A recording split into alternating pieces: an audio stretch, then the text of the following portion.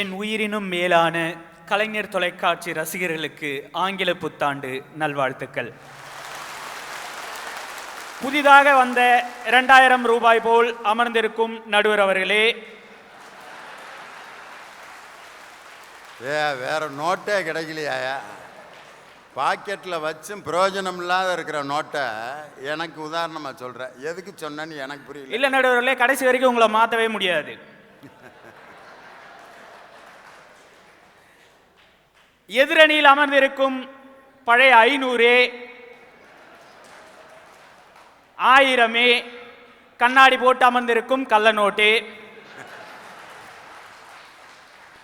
என் அணியில் அமர்ந்திருக்கும் 100, 50, புதிதாக வர காத்திருக்கும் 1000 ரூபாய் போல் அமர்ந்திருக்கும் அற்புதமான ரசிக பெருமக்களே, உங்கள் அனைவரையும் வணங்குகின்றேன்.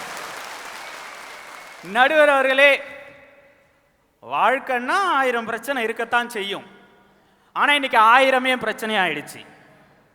யோசிச்சு பார்க்கணும். பணம்னா 10 செய்யும். ஆனால் நவம்பர் 8ஆம் தேதியிலேருந்து வச்சு செஞ்சுக்கிட்டு இருக்கு. இதுக்கு நடுவில் ஒரு அற்புதமான தலைப்பு. அது 3 பேரையும் பாருங்க.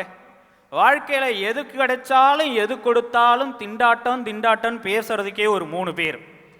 நடுவர்களே, வாழ்க்கைன்னா அந்த பார்வை எப்படி இருக்கணும் நடுவர்களே? இப்போ இப்படி அவங்களுடைய பார்வை எப்படி இருக்கு தெரியுமா? சைக்கிளில் போகிறவன் பைக்கில் போகிறவனை பார்த்து அவன் எல்லாம் பைக்கில் போகிறான்டா, வாழ்க்கை திண்டாட்டம். பைக்கில் போகிறவன் காரில் போகிறவனை பார்த்து அவன் எல்லாம் காரில் போகிறான்டா, வாழ்க்கை திண்டாட்டம்.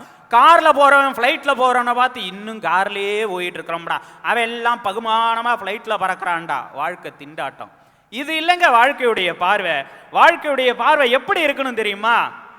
ஃப்ளைட்டில் போகிறவன் நாமெல்லாம் ஃப்ளைட்டில் போகிறோம்டா, இன்னும் பல பேர் காரில் தானடா போயிட்டு இருக்காங்க நினச்சா அது கொண்டாட்டம். காரில் போகிறவன் பைக்கில் போகிறவனை பார்த்து இன்னும் அவெல்லாம் பைக்கில் தாண்டா போயிட்டு இருக்கான், நம்மலாம் காரில் போகிறவன் நினச்சா அது கொண்டாட்டம்.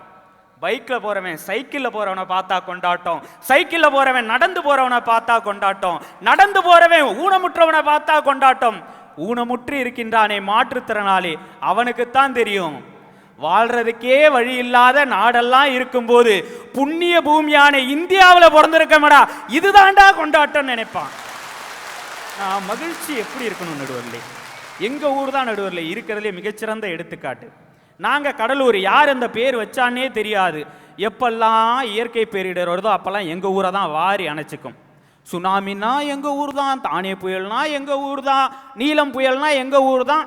நடா புயல்னு ஒன்று வந்துச்சு, அந்த பக்கமாக காரைக்கால் பக்கமாக போயிடுச்சு. நான் சொல்கிறேன் அது நடா புயல்றான்றேன். இல்லை அது நாடா புயல்ன்றான். புயல் பேரை கூட சிந்திக்க மாட்டேன்றான். யோசிச்சு பாருங்க, தான் தாத்தனை விழுங்கின ஒரு கடல் இருக்குங்க, தான் அப்பனை விழுங்கினதும் அதே கடல் தாங்க. தன்னையும் ஒரு நாள் விழுங்கக்கூடும்னு தெரிஞ்சும் உன்னிலிருந்து தான் என் வாழ்க்கை தொடங்குதுன்னு ஒவ்வொரு நாளும் படகை எடுத்துக்கிட்டு கடலுக்குள்ள போறானே அந்த மீனவன், அவனை விட வாழ்க்கையை கொண்டாட்டமா ரசிக்கக்கூடியவன் யாருங்க இருக்க முடியும்? யோசிச்சு பாருங்க. இளையராஜா அழகா கொடுத்திருப்பார் நடுவர்களே அந்த மீனவர்களுக்காகவே ஒரு பாடலை. பூமரங்கள் எத்தனையோ பூமியில பூக்குது, பாய்மரங்கள் நாங்க கொண்ட பட்டினிய போக்குது.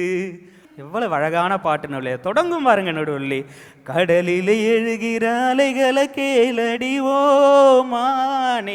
அந்த மீனவனுக்கு இருக்கிற நம்பிக்கையும் பற்றுதலும் கொண்டாட்டமும் எங்க அண்ணன் கோயம்புத்தூர் அண்ணனுக்கு ஏன் இல்லை அப்படிங்கிறதா எங்களுடைய கேள்வி.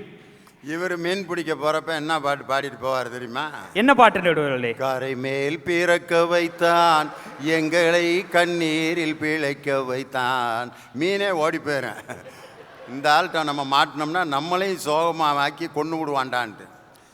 மீன் பிடிக்க போகிறப்ப பாட்டு எப்படி பாடிட்டு போனோம்னா, அதோ அந்த பறவை போல வாழ வேண்டும், இதோ இந்த அலைகள் போல ஆட வேண்டும், ஒரே வானிலே ஒரே மண்ணிலே ஒரே கீதம் உரிமை கீதம் பாடுவோம். அப்படி போங்க. மீன் அது பாட்டுக்கு வந்து இவன்கிட்ட மாட்டணும்டா, நிம்மதியாக சாப்பிடுவான்டா அப்படின்னு. களவாணித்தனம் பண்ணுறதுக்கு 4 பேர் இருக்கிறான், அவனை பார்த்து திண்டாட்டம்னு நினைக்காதீங்க. காலையில் லீவ் போட்டு வரிசையில் நின்று எவனுக்கும் பாதுகாப்பும் இல்லாமல் நேர்மையா நின்று ஒரே ஒரு 2000 ரூபா தாளை வாங்கி தான் பிள்ளைகிட்ட கொண்டு வந்து, மோனே இதாண்டா புதுசா வந்திருக்கிற 2000 ரூபா தாள், நல்லா பார்த்துக்க, லாட்ரி சீட்டு மாதிரியே இருக்குது பாத்தியா அப்படின்னு சொல்லி அந்த நேர்மையான மனசோட வாழ்றவனுக்கு அந்த வாழ்க்கை எவ்வளவு கொண்டாட்டமா இருக்கு நடுவில். இப்படித்தான் கியூல நிக்கிறவனை போய் பார்த்தேன். ஏன்னா நானும் மாத்தணும்னு போனேன் காசை.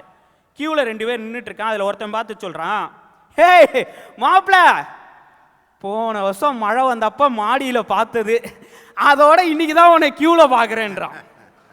அவனுக்கு திண்டாட்டத்திலையும் ஒரு கொண்டாட்டம் நடுவர்களே. அந்த லைன்ல நிற்கும் போது பார்த்துட்டு இருக்கேன், ஒரு சின்ன பையன் ஓரமா உட்காந்து ஒரு பேப்பர்ல எழுதிக்கிட்டே இருக்கான். எங்களை பார்க்கறான், பேப்பர்ல எழுதுறான், எங்களை பார்க்கறான், பேப்பர்ல எழுதுறான்.